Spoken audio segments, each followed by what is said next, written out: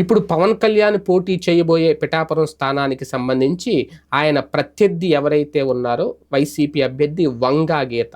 ఆమెను ఒక అసాధారణ మహిళ అనుకుంటే పొరపాటే. ఆమె చాలా అంటే చదువు పరంగా కానీ రాజకీయంగా కానీ ఆమె అనుభవం చూసుకుంటే ఖచ్చితంగా ఒక మహాబలవంతురాలు అయిన అభ్యర్థి పైన ఇప్పుడు పవన్ కళ్యాణ్ గెలవగలరా అనేది ఇక్కడ చాలా కీలకం. ఎందుకంటే ఆమె ఏమీ సాధారణ రాజకీయ నాయకురాలు కాదు. ఆమె ప్రతిభా పాఠవాలు, నాయకత్వ లక్షణాలు ఇప్పటి నుంచి కాదు, విద్యార్థి దశలోనే కనిపించినాయి అనేది ఆమె స్కూల్లో పీపుల్ లీడర్ నుంచి తన దక్షత చాటుకుంటూ వచ్చారు. ఆమె ఎన్సీసీ, ఎన్ఎస్ఎస్లో కూడా పాల్గొని గోదావరి జిల్లాలో ముందు వరుసలో ఉన్న స్టూడెంట్ అప్పుడు బెస్ట్ స్టూడెంట్గా కూడా పేరు తెచ్చుకున్నారు.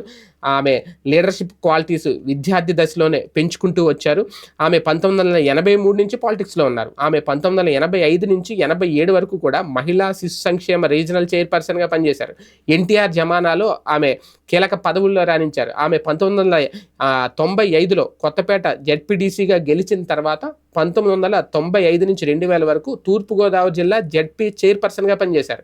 ఆ పదవి నుంచి ఆమె అలా 2000 నుంచి 2006 వరకు రాజ్యసభ సభ్యురాలిగా పెద్దల సభలో చిన్న వయసులోనే ఎంపికైన పనిచేసిన అనుభవం ఆమెకుంది. ఇక ఆమె 2009 నుంచి 2014 వరకు పిఠాపురం ఎమ్మెల్యేగా కూడా పనిచేశారు.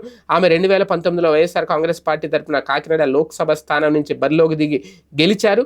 ఇక్కడ కూడా చూస్తే ఆమె గ్రాస్ రూట్ లెవెల్ నుంచి అత్యున్నత చట్టసభ అయిన పార్లమెంట్ దాకా పనిచేసిన తీరు చాలా స్పష్టంగా కనిపిస్తోంది. అంతేకాకుండా దేశంలో ఉన్న 2 చట్టసభల్లోనూ ఆమె మెంబర్గా ఉన్నారు. అసెంబ్లీలో కూడా పనిచేశారు. ఆమె ప్రవేశించినది ఏంటి అంటే, ఎంట్రీ ఇవ్వలేనిది ఏంటి అంటే ఒక్క శాసన మండలి మాత్రమే, అంటే ఎమ్మెల్సీగా మాత్రమే చేయలేదు. ఆమె క్షేత్రస్థాయి నుంచి పనిచేయడంతో ఆమెతో ప్రజల్లోకి ఎలా ఇంటరాక్ట్ అవ్వాలి, ప్రజలతో ఎలా మమేకం అవ్వాలి, ఎలా మాట్లాడాలి అనేది ఆమెకు బాగా తెలుసు. అలాగే స్థానికంగా కూడా మంచి పట్టున్న వ్యక్తి. ఆమె వ్యూహాలు కూడా అలాగే ఉంటాయి. పిఠాపురంలో ఎవరు వచ్చినా సరే, ఎవరు పిలిచినా సరే పలికే నేతగా ఆమెకు మంచి గుర్తింపు ఉంది. అంతేకాదు ఆమె చాలా విద్యాధికురాలు కూడా, చాలా ఎడ్యుకేటెడ్ కూడా. ఇది చాలా మందికి తెలియదు. ఆమెను ఒక రాజకీయ నాయకురాలుగా చూస్తారు. ఎందుకంటే ఆమె బిఎల్ పట్టాను ఆంధ్ర యూనివర్సిటీ నుంచి పొందారు. అంతేకాదు ఆమె ఎంఎల్ పట్టాను నాగ్పూర్లో అందుకున్నారు. కొన్నాళ్ళ పాటు ఆమె న్యాయవాదిగా కూడా పనిచేశారు.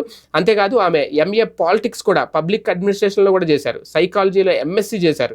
ఇలాగా ఒకటి కాదు, 2 కాదు, 3 పీజీలు చేసిన ఉన్నత విద్యావంతురాలు ఆమె వంగా గీత అంటే. ఆమె టీడీపీలో కూడా రాష్ట్ర ఉపాధ్యక్షురాలుగా పనిచేసి కీలకంగా రాజకీయాల్లో కీలక విషయాల్లో కూడా ఆమె పాల్పంచుకున్న సందర్భాలు తెలుగుదేశం పార్టీ నాయకులు కూడా తెలుసు. ఇక్కడ విషయం ఏంటంటే, ఒక రకంగా ఆమె ఓటమి ఎరుగని ధీరురాలు. ఒక రకంగా చెప్పాలి అంటే ఓటమి ఎరుగని వనిత వంగా గీత అంటారు ఆమెను.